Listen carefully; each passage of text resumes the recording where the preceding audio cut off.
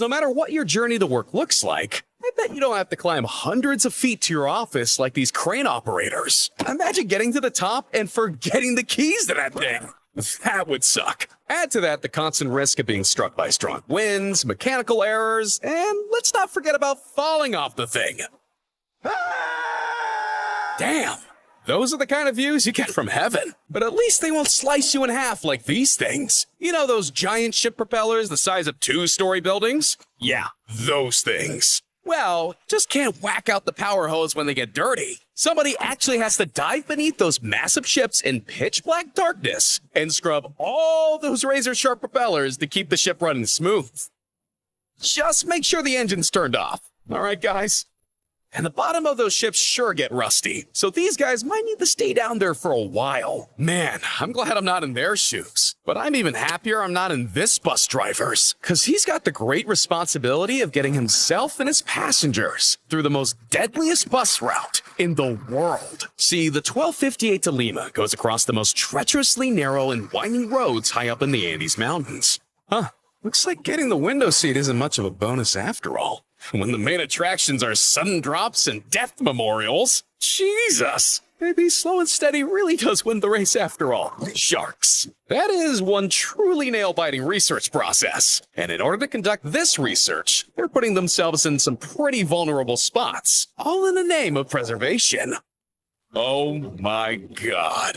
He's surrounded. But it's all fun and games, until an 18-foot great white decides to take a bite out of the action. Man, going face-to-face with sharks is just ridiculous. But that's nothing compared to what we got coming up. Because there's a job where you literally have to milk deadly venomous snakes, while another makes you fix power lines thousands of feet in the air. Yeah, I'll tell you guys all about that in just a second. But first, we gotta talk about the nightmare-inducing job of sewer diving, because they're ready to get down and dirty in some of the most toxic places on Earth. No joke, sewer divers have to submerge themselves into the unknown to fix blockades. And let's just say there can be some pretty weird things stuck down there sometimes. Consider them superheroes who keep cities clean by doing the dirty work. And dirty is a major understatement. I mean, how many phobias does that tick off the list? They better pay well for that.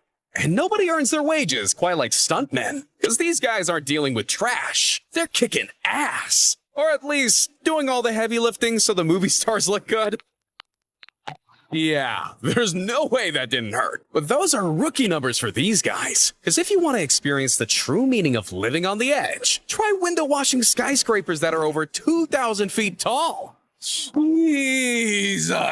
Did anyone else consider an easier way of doing this? I mean, surely there's some modern technology for cleaning windows, and not just sending people up there with a harness and bucket. Now is definitely not the time to miss a spot. But just when you thought dangling thousands of feet up in the air was bad enough, it can get worse. Because back in 2013, 2 cleaners were left hanging 69 floors up when a cable snapped. The guys were stuck there for over 2 hours on an almost vertical platform until they were rescued. Good thing they had each other, because the people in charge of replacing TV tower light bulbs are all alone.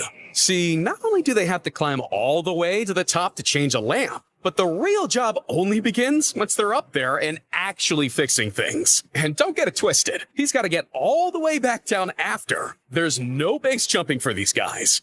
That would be cool though. Luckily, workers like him only have to be up there once every 6 months. Cause I don't think anyone needs to see these kind of views more often than that. Yeah, that's definitely the highlight of his year. But what if I told you there's a vehicle so fast, it goes light speed? This is the Bloodhound LSR, the fastest land vehicle of all time, and a machine on a mission to set a land speed record. And in November of 2019, it did just that.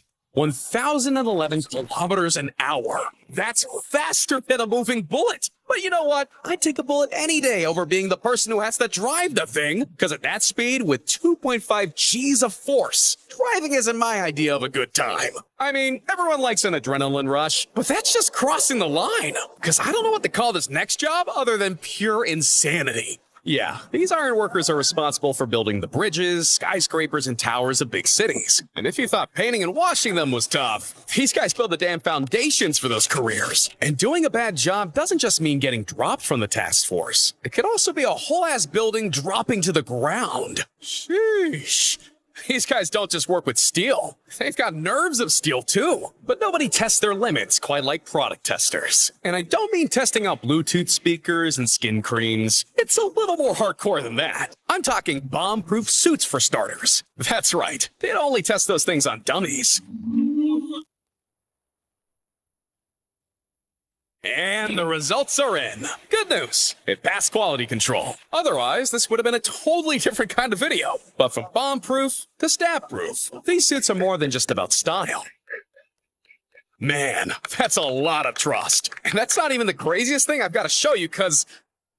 Hold on a minute, is he... That guy lost his mind! I don't care how strong that glass is. There's no way I'm letting someone shoot an AK-47 at me from a few feet away, even if it's bulletproof. And these firemen are as courageous as it gets, because they don't just put out fires, they dive straight into them, from the sky.